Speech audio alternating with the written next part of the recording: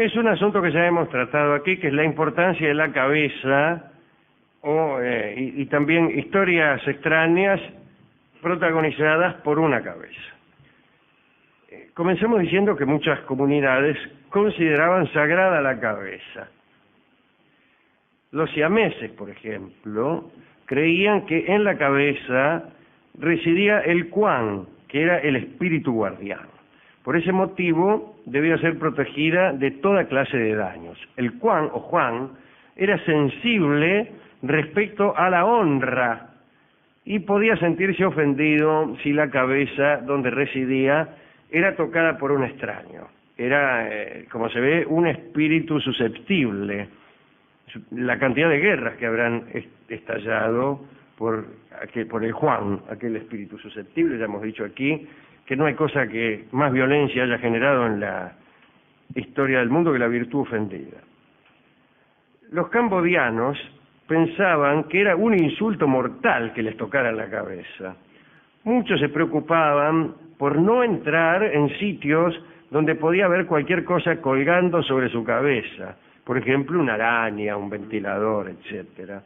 Aún el cambodiano más humilde no consentía, sería preferible, en vivir en el piso bajo de una casa, justamente porque consideraban que los pasos de los vecinos de los pisos superiores constituían ofensas continuas a su dignidad. En Java, la gente nunca llevaba sombrero, no llevaba nada sobre la cabeza. Si alguno ponía la mano sobre el marote de otro, lo mataban directamente. La misma superstición existía en toda la Polinesia. Lo curioso es que algunos antropólogos dicen esto con un sí no es de admiración, ¿no? Si alguno ponía la mano sobre la cabeza de otro, lo mataban. Y hacen así como diciendo, caramba, qué espíritu adamantino. Es curioso cómo la pertinacia o diría yo, la inflexibilidad es una condición del espíritu, una desagradable condición del espíritu, me parece a mí, que sin embargo cautiva. Y veo esas personas que se autodescriben melancólicamente en las pizzerías o en las, sí, o en las peluquerías, ¿no? Dicen, ay, porque yo soy una persona. La descripción presenta siempre a un hombre inflexible, en estupideces, generalmente. Ah, porque yo voy al baño a las 7. Y esta inflexibilidad de los hábitos digestivos es propuesta a la admiración ajena, como si eso debiera llenarnos de admiración. Ah, porque yo tal cosa. Y una conducta cualquiera, pero que la verifican siempre a una costa de su vida. Eso me mete mucho miedo. Me mete mucho miedo. Bueno, ahí en Java eran todos de esa misma calaña, y si alguno ponía la mano sobre el maroto de otro, lo mataban directamente, porque habían oído decir que eso estaba bien, y ahí andaban matándose unos a otros. En las Islas Marquesas, por ejemplo, tocar la coronilla era sacrílego.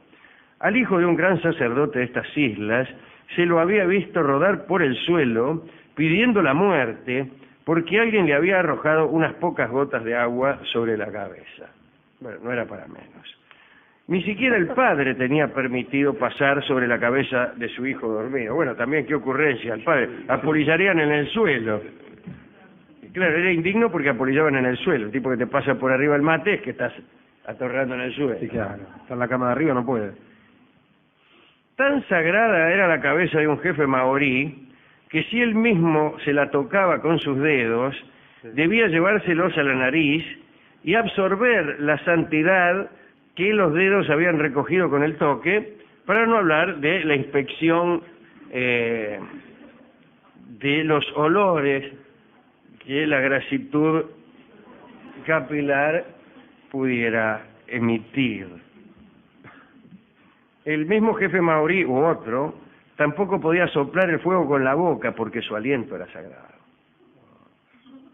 No, pero eso está bien. El aliento es el alma en general en los pueblos. Ahora bien, si se considera la cabeza tan sagrada que no puede tocarse sin pecado, se supone que el corte de pelo tiene que ser una operación difícil y delicada. Entonces, hay que decir que se presentaban peligros de dos clases cuando un jefe, digamos, con cabeza sagrada se lo cortaba. Inquietar al espíritu que moraba en el pelo, desde luego. Como sabe cualquiera, en nuestros pelos mora un espíritu, aunque no estoy cierto de que sea un espíritu que more en el pelo, o muchos espíritus, una multitud de espíritus, una legión, a pelo por espíritu, o mejor todavía, a espíritu por pelo, que sería mucho más lógico. Que cada pelo tuviera su espíritu. Que cada pelo tuviera su espíritu, porque de lo contrario, si el espíritu únicamente mora en el pelo, habría como una atomización, si no del ser, al menos de la morada del espíritu. ¿Cómo puede uno estar en tantos pelos al mismo tiempo? Es curiosa, ¿no? Pero, sin embargo, esta cosa no fue nunca, esta pregunta nunca fue hecha. Pero inquietar al espíritu es una cosa. Y la segunda es la dificultad para disponer de los pelos arrancados, ya que son sagrados. Uno, por ejemplo, se corta el pelo, los pelos caen al suelo, y el peluquero los barre porque sabe, ya es fama, de que nuestros pelos no son sagrados. Es cierto. Pero si nuestros pelos fueran sagrados, lo que Dios no permita, pues ahí tendríamos que tener muchísimo cuidado para evitar abandonar el pelo en sitios donde, por ejemplo, quedara expuesto a un daño accidental o a caer en manos de personas enemigas. ¿Qué no harán nuestros enemigos con nuestros pelos sagrados? Y el camino necesario era o no cortarlo o guardarlo en lugares seguros, como por ejemplo cementerios o lugares sagrados. Eso era lo que hacían los polinesios. Incluso guardaban el pelo para disponer del pelo, para disponer del mismo, si usted quiere, en una posible resurrección. Si usted resucitaba, pues ahí tenía el pelo. Podríamos empezar por ahí. En cuanto a cabezas extrañas, que es casi otro asunto, comenzaremos por la mitología griega. Famosa fue la cabeza de Orfeo. Como sabemos, Orfeo fue el poeta y el músico más famoso de todos los tiempos. Apolo le había regalado una lira y las musas le habían enseñado a tocar de tal modo que encantaba a las fieras. Bueno, no parece una buena recomendación, ¿no? Yo preferiría gustarle a las personas. Pero bueno, no solo encantaba a las fieras, sino que además hacía que los árboles y las rocas se movieran de sus lugares para seguir el sonido de su música. Bailaban. La gente no le daba ni bolilla, pero las fieras y los árboles sí. En Tracia, algunos de los antiguos robles de la montaña se alzan todavía en la posición de una de sus danzas. Pero los árboles siempre parecen estar como danzando, si es que uno tiene ganas de que parezcan eso. ¿Qué cosa? No me di cuenta de la objeción velada que hay aquí en esta descripción, cantaba también que los árboles y las rocas se conmovían. Bueno, ¿y la gente inteligente? No, las fieras locas de la vida. Pero los recitales de Orfeo estaban llenos de fieras, como suele suceder en algunos otros casos, ¿no? Hay un antes y un después de fulano de tal, dicen, me dijo un amigo, y nombró un artista. Todo el mundo habla de que hay un antes y después de fulano. Bueno, a mí me gusta antes.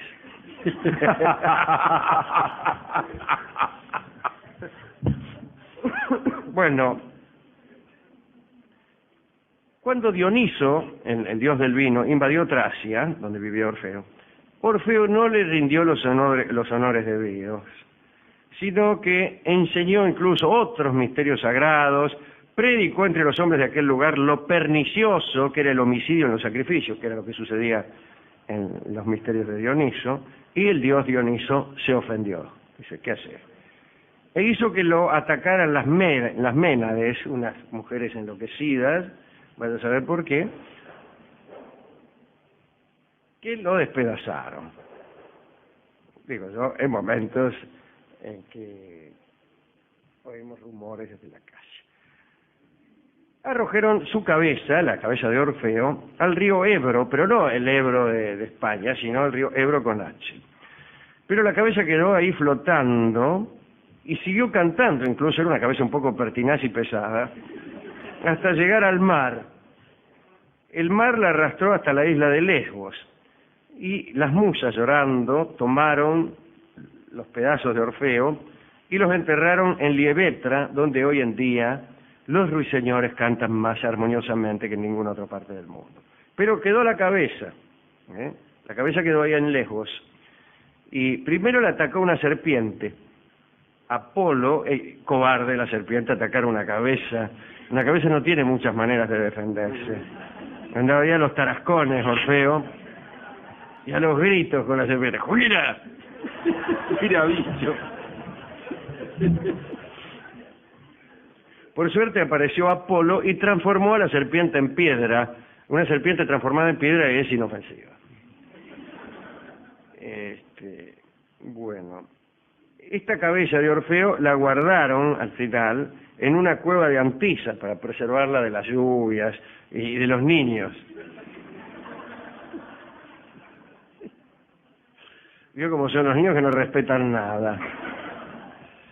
Y allí, en esta cueva, profetizaba día y noche, hasta que Apolo se cansó porque los oráculos que manejaba Apolo en Delfos, en Grineo y en Claro habían sido abandonados por la gente que prefería a Orfeo. Entonces el mismo Apolo fue hasta allá, se paró frente a la cabeza, la miró hacia abajo y le advirtió que dejara de entrometerse y que ya estaba harto de sus cantos, y desde aquel día la cabeza jamás volvió a hablar. Bien. Esta cabeza cantante y solitaria de Orfeo es extraordinaria, ¿no? Como efecto teatral es extraordinaria. Nos recuerda la del mítico rey de los alisos, que se llama Bendigeid Vran. Y Bendigeid Vran fue aquel rey que, habiendo sido maltratada su hija Branwen en la corte de Matoluch, en Irlanda, ¿no? Se trasladó hasta allí para rescatarla. La hija había sido maltratada y el tipo fue, Bendigeid Vran fue y dice: vamos a rescatarla.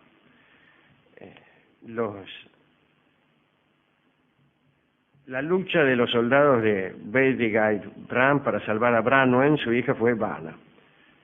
Porque parece que los enemigos tenían un caldero mágico en el que echaban a los soldados muertos y los resucitaban. Entonces, los de Bendigeid mataban gente y rápidamente los irlandeses, que de ellos se trataba, pues los tiraban adentro del caldero, resucitaban y salían a pelear otra vez. Incluso con muchísimo valor, porque ya se sabe cómo es uno sabiendo que lo van a resucitar. El caso es que el propio Bendigeid Vran fue herido con una flecha venenosa y pidió a sus hombres que lo decapitaran. Dice: decapíteme. En realidad les dijo: tomad mi cabeza, llevadla a Llundain, primero decapitadme, ¿no? Porque si no... y enterrarla, a la cabeza, en ese lugar, con el rostro orientado hacia la Galia. Los soldados en medio de la batalla oían con gran fastidio estas instrucciones. Y siguió hablando, ¿no? Bendigeid. Allí, dice, en Llundain, mi cabeza será tan agradable compañía como en los mejores momentos en que estaba sobre sus hombros. Bueno, finalmente le cortaron la cabeza a mitad para que dejara de jorobar. Para que se callara. Claro, procedieron como él indicó, y efectivamente, desde aquel día, la cabeza de Bendigeid Vran canta melodiosamente junto a la roca de Harlech. Así que, si usted no lo cree, puede trasladarse a la roca de Harlech, donde le explicarán que en realidad el ruido que se oye, y en realidad el viento y el río, y la cabeza es una piedra, o sea que todo es una cosa ebemerista y estúpida. Recuérdese, otra vez entre los griegos, la historia del pobre Polícrito. Me hace acordar a Policriti, el verdulero de Baigorrita. Que no tiene nada que ver con la mitología. No tiene nada que griega. ver, pero me hace acordar. Pues Polícrito era un etolio que se había casado con una joven de Locros, aunque solo pudo estar junto a ella 3 noches, porque antes de la cuarta noche Polícrito murió. Al cabo de 9 meses, su viuda dio a luz un hijo que poseía a la vez el sexo masculino y el femenino. Asustada, pobre mujer, llevó la criatura a la plaza del mercado, donde estaba el pueblo reunido. Y todos opinaron que se trataba de una maldición divina y que lo conveniente era llevarse a la madre y al monstruoso hijo más allá de las fronteras del país. En ese momento apareció el finado Polícrito, vestido de negro, y reclamó al hijo. Dijo: bueno, soy Polícrito, vengo del mundo de los muertos, apresúrense, ya que los dioses infernales solo me han dado unos instantes de libertad. Como el pueblo asustado vacilaba en acceder a su ruego, el fantasma tomó al niño, lo despedazó, se lo comió y solo dejó la cabeza, y después se fue. Para sorpresa de todos, si es que cabía alguna sorpresa después, no veo cómo habrán podido sorprenderse. Sí. Aparece un resucitado, toma un niño, se lo come, deja la cabeza tirada ahí. ¿Qué más nos va a sorprender? Bueno, sin embargo, para sorpresa de todos, la cabeza del niño, que había rodado por el suelo, como suele ocurrir cuando uno se come el resto del cuerpo, se puso, la cabeza a profetizar. Prohibió a los habitantes que visitaran el oráculo de Delfos, predijo que habría una guerra y finalmente pidió que no la enterrasen, sino, que no enterraran a ella misma, sino que la depositaran en un lugar soleado. Así, de cara al sol, en una llanura de Etolia, aún permanece en silencio la cabeza del hijo del finado Polícrito. Bueno, la última historia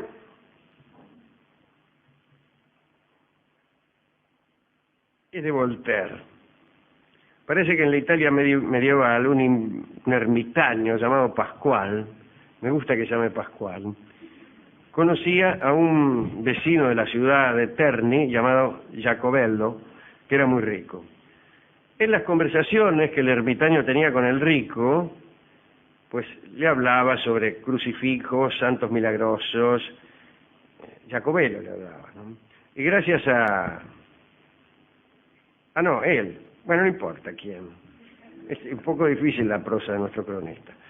Bueno, el ermitaño Pascual hablaba de santos milagrosos, de crucifijos, y Jacobello, el otro, el rico, llegó a convencerse de que las estatuas de los santos a veces dirigían la palabra a los mortales. Es una cosa de la cual uno puede convencerse con relativa facilidad, si empiezan a hablar todo el tiempo. Y un día Pascual le dijo que estaba esperando recibir de Roma una cabeza de muerto que el Papa le había regalado. Mirá los regalos. Qué generoso el Papa. Para mi cumpleaños me regaló una simpática cabeza de muerto. Pero esta cabeza hablaba como los árboles de Dodona y la burra de Balaam. 4 días más tarde, el ermitaño le dijo que fuera a un lugar determinado en el que había depositado la cabeza y que esperara un rato hasta que hablara. En realidad Pascual había hecho pasar un tubo que se introducía en la cabeza y él mismo, escondido detrás de unos arbustos, hablaba. Cuando Jacobello se presentó, la cabeza le dijo: Dios trata de recompensar tu piedad. Te participo que hay un tesoro de 100.000 escudos en la entrada de tu jardín. Morirás repentinamente si buscas ese tesoro sin haber puesto ante mí una marmita llena de marcos de oro en monedas de poco valor. Es decir, el mensaje era: hay un tesoro de 100.000, poné 50.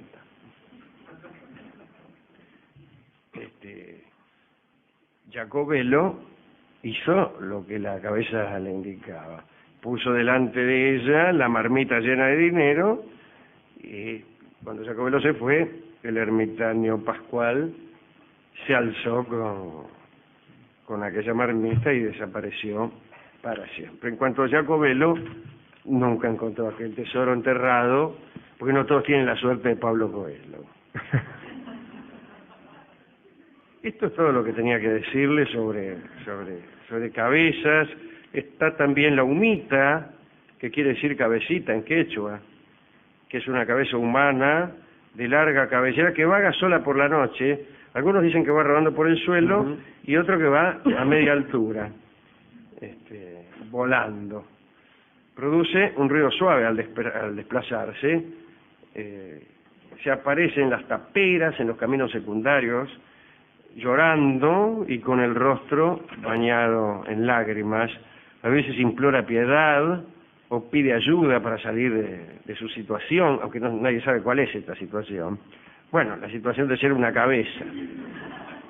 En realidad siempre quiere contar a los viajeros sus aflicciones, pero solo logra aterrorizarlos con su presencia, naturalmente. Imagínese que usted vaya caminando por una calle y se le aparezca una cabeza flotante que le diga, bueno, le quiero contar mis aflicciones. ¿Sabe dónde me pegan los talones? A mí en la nuca. Sin embargo, muchos no le temen, hasta afirman que hacerse acompañar por ella es una protección eficaz contra los malos espíritus, por ejemplo, ella misma. Pero hay versiones terribles de esta leyenda. Algunos hablan de viajeros que lucharon con la cabeza hasta el amanecer. No se ve cómo puede luchar eficazmente una cabeza. Otros explican que quien escucha las palabras de la humita pierde las propias, y así. Y es todo lo que sé sobre la humita.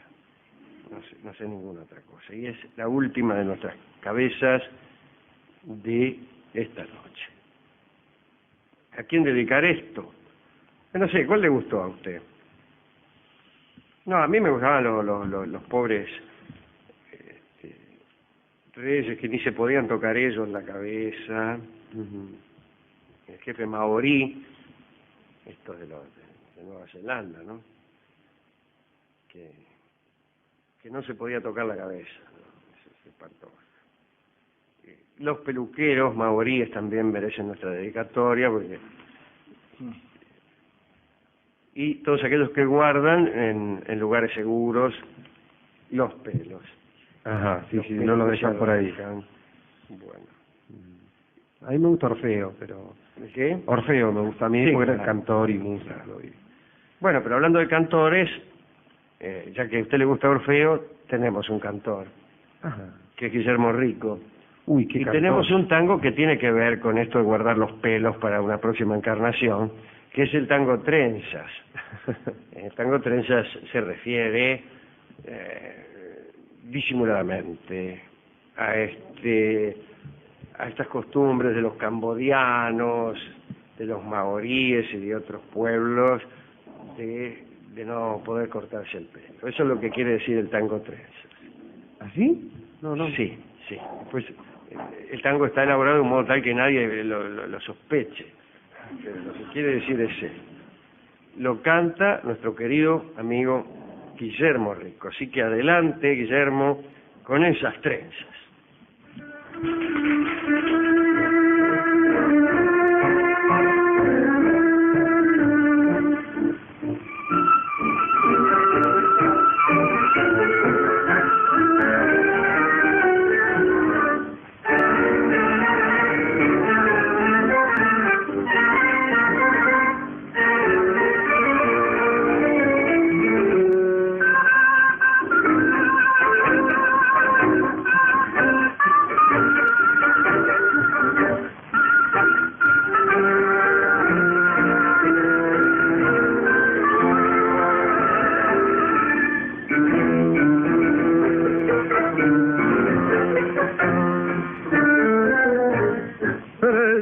Seda dulce de tus trenzas, luna en sombra de tu piel y de tu ausencia, trenzas que me ataron en el yugo de tu amor, yugo casi blando de tu risa y de tu voz. Fina caridad de mi rutina, me encontré tu corazón en una esquina, trenzas de color más de amargo que endulzaron mi letargo gris. ¿A dónde fue tu amor de flor silvestre? ¿A dónde fue después de amarte? Tal vez mi corazón tenía que perderte y así mi soledad se agranda por buscarte y estoy llorando así. cansado de llorar, trenzado a tu vivir, con trenzas de ansiedad sin ti, porque tendré que amar y al fin partir.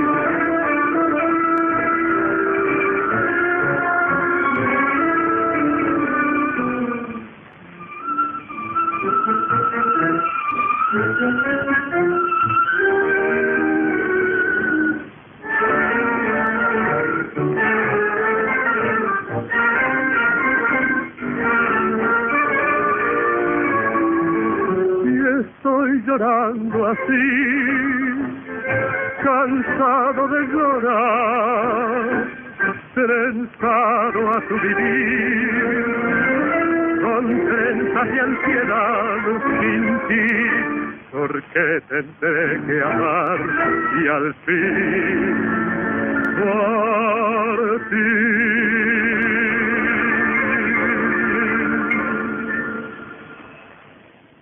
Ha cantado Guillermo Rico, Trenzas.